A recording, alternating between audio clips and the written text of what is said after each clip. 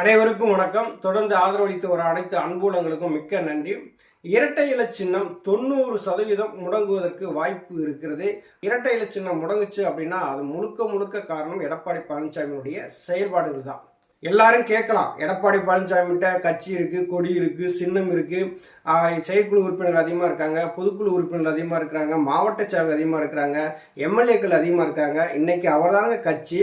இன்னைக்கு எல்லாரும் சேர்ந்து பொதுச் செயலாளர் தேர்ந்தெடுத்துட்டாங்கல்ல, அப்போ அவர்கிட்ட இரட்டை இலை சின்னம் போகாம வேற யார்கிட்ட ஓபிஎஸ் கிட்டையா போகும் அப்படின்னு சொல்லி நீங்க எல்லாரும் நினைக்கலாம். எடப்பாடி பழனிசாமி பொதுச் செயலாளராக தேர்ந்தெடுக்கப்பட்டதே முதல்ல தவறான வழிமுறைகள் தான். எம்ஜிஆர் அவர்கள் தொண்டர்களுக்கு மிகப்பெரிய ஒரு உரிமையை கொடுத்தார். சட்ட விதியாவே உருவாக்குனார். ஒரு தலைமையை தேர்ந்தெடுக்கும் பொறுப்பு ஒரு தொண்டனுக்கு உண்டு. ஒரு அடிப்படை தொண்டன் தலைமை பொறுப்புக்கு போட்டியிடலாம். இந்த விதியை எடப்பாடி பழனிசாமி தன்னுடைய சுயநலத்துக்காக தான் பொதுச் செயலாளர் வர வேண்டும் என்பதற்காக அந்த விதியவே மாத்துறாரு. அந்த விதியை எப்படி மாத்துறாரு? 10 மாவட்ட செயலக வழிமொழிய, 10 மாவட்ட செயலக முன்மொழிய, 5 வருடம் தலைமை கழக நிர்வாகியா இருந்தால் மட்டும்தான் பொதுச்செயலாளர் பதவிக்கு போட்டியிட முடியும். அப்படின்னா எந்த அடிப்படை தொண்டர் இந்த பொதுச்செயலாளர் பதவிக்கு போட்டியிட முடியும்? அப்ப எம்ஜிஆர் அவர்கள் தொண்டர்களுக்கு உருவாக்கி கொடுத்த அந்த விதியவே மதிக்காத எடப்பாடி பழனிசாமிய செயற்குழு உறுப்பினர்கள், பொதுக்குழு உறுப்பினர்கள் அதிகமா இருக்கிறாங்கிறதுக்காக ஒரு பொதுச்செயலாளர் தேர்ந்தெடுத்துட்டா அது நியாயமாயிருமா? சரி, எடப்பாடி பழனிசாமிய பொதுச் செயலாளரவே நீங்க தேர்ந்தெடுத்துட்டீங்க அப்படின்னா தேர்தல் ஆணையத்தில் கொண்டு கொடுக்குறாங்க. இப்போ கட்சியினுடைய உள்கட்சியில் என்ன பண்ணுவாங்க அப்படின்னா, செயற்குழு பொதுக்குழு உறுப்பினர்கள் ஒரு தீர்மானங்கள் நிறைவேற்றுறது, அதுக்கடுத்து ஒரு கட்சியில் ஒரு மாற்றங்கள் கொண்டு வர்றது, இது எல்லாமே ஒரு டாக்குமெண்ட்டாக எடுத்து தேர்தல் ஆணையத்தில் கொண்டு கொடுப்பாங்க. அது மாதிரி எடப்பாடி பழனிசாமி கொடுத்துருக்காரு. இதுவரையிலையும் தேர்தல் ஆணையம் எடப்பாடி பழனிசாமி தான் அதிமுகவினுடைய அதிகாரப்பூர்வமான தலைமைன்னு சொல்லி எங்கேயாவது ஒரு இடத்துல அறிவிப்பு வெளியிட்டிருக்காங்களா? இதுவரையும் கிடையாது. அதிமுகவினுடைய மூல வழக்கு, அது சிவில் சூட் இன்னும் பெண்டிங்ல இருக்கு. இறுதி தீர்ப்பு வர்ற வரைக்கும் நீங்க கொடுத்த டாக்குமெண்ட் எல்லாம் நாங்க வாங்கி வச்சுக்கிருவோம், அந்த தீர்ப்புக்கு இதெல்லாம் கட்டுப்பட்டது அப்படின்னு சொல்லி தான் தேர்தல் ஆணையமே சொல்லி இருக்கிறாங்க. இப்ப எடப்பாடி பழனிசாமி பொதுச் செயலாளர் எப்படி வந்தாரு? பெரும்பான்மை மாவட்ட செயலாளர்கள் இருக்கு, பெரும்பான்மையான செயற்குழு உறுப்பினர்கள் இருக்காங்க, பொதுக்குழு உறுப்பினர்கள் இருக்காங்க, அவங்கள வச்சுதானே தேர்ந்தெடுத்து பொதுச் செயலாளர் சொல்லி வந்தாரு.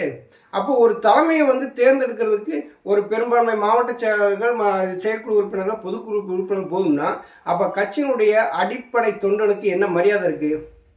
அப்ப எம்ஜிஆர் அவருடைய சட்ட விதிகளை காலில் போட்டு மிதிச்சது யாரு? சரி, அப்படிதான் ஒரு பொதுச்செயலாளர் பதவியை தேர்ந்தெடுக்கிறதா இருந்தா எதற்காக இணை ஒருங்கிணைப்பாளர், துணை ஒருங்கிணைப்பாளர் சொல்லிட்டு 2 பேரை அடிப்படை உறுப்பினர்கள் கொண்டு தேர்ந்தெடுக்கணும்? ஒரு ஓட்டுல 2 பேரை தேர்ந்தெடுத்தாங்கல்ல. ஒருங்கிணைப்பாளர் ஐயா ஓபிஎஸ், இணை ஒருங்கிணைப்பாளர் எடப்பாடி பழனிசாமி சொல்லிட்டு ஒரு ஓட்டுல 2 பேரை தேர்ந்தெடுத்தாங்க. எதுக்காக தேர்ந்தெடுக்கணும்? தொண்டர்களை வச்சு தேர்ந்தெடுத்தாங்க இல்லையா? 2 பேருமே பல தேர்தல்களை சந்திச்சாங்கல்ல. 2021 சட்டசபை தேர்தல் சந்திச்சிருக்காங்க, அதுக்கடுத்து இடைத்தேர்தலாம் சந்திச்சிருக்காங்க. அது எல்லா இடத்துலையுமே பார்த்தீங்கன்னா ஐயா ஓபிஎஸ் அவர்களும் ஏஃபார்ம் பிஃபார்ம்ல கையெழுத்து போட்டிருக்காங்க, எடப்பாடி பழனிசாமியும் ஏஃபார்ம் பிஃபார்ம்ல கையெழுத்து போட்டிருக்காங்க. இந்த ஒரு ஓட்டுல 2 பேரையும் தேர்ந்தெடுத்ததை தேர்தல் ஆணையம் அங்கீகரிச்சிருக்கு. அதிமுகவை பொறுத்தளவுல இன்னைக்கு ஒருங்கிணைப்பாளர், இணை ஒருங்கிணைப்பாளர் 2 பேர் இருக்கிறாங்க.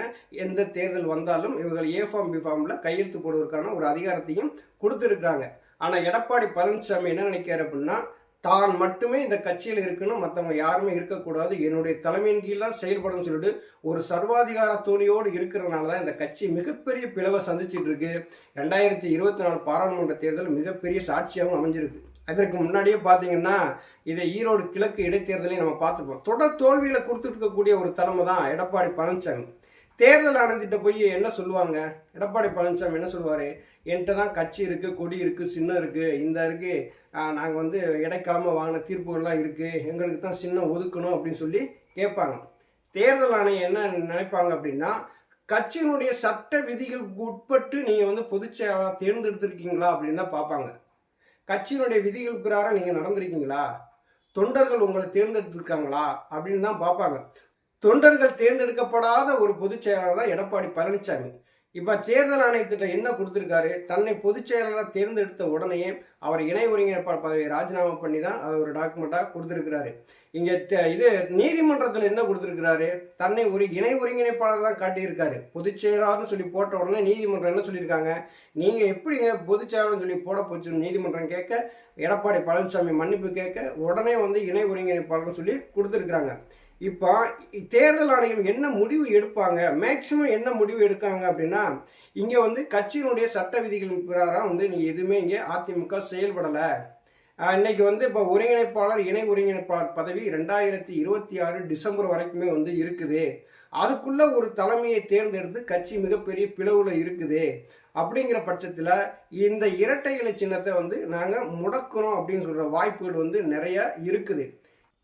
எடப்பாடி பழனிசாமி என்ன பண்ணுவார் தெரியுமா, இரட்டை இலை சின்னம் முடங்கினாலும் பரவாயில்ல, நான் தான் அதிமுகவினுடைய தலைமை பொறுப்புக்கு இருப்பேன் அப்படின்னு சொல்லிட்டு பிடிவாதமா இருப்பாரு. அப்படி அந்த ஒரு பிடிவாதமா இருக்கிற சூழ்நிலையில தமிழக அரசியல்ல இரட்டை இலை சின்னம் முடங்கும் போது திமுகவுக்கு மிகப்பெரிய அளவுல உதவிகளை செய்வாரு எடப்பாடி பழனிசாமி.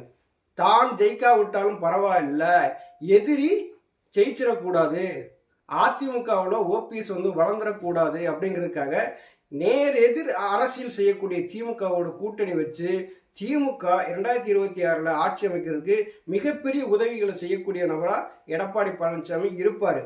அதிமுக 2026 ஆட்சி அமைக்கணும்னு சொல்லி எடப்பாடி பழனிசாமி நினைச்சாருன்னா இந்த இரட்டை இலை சின்னம் முடக்கத்தையே ஒரு காரணமா காட்டி நம்ம எல்லாரும் ஒருங்கிணைவோம் அப்படிங்கிற இடத்துக்கு எடப்பாடி பழனிசாமி வருவார். அந்த ஒரு இடத்துக்கு வரமாட்டார் அப்படிங்கிறதா தெரியுது.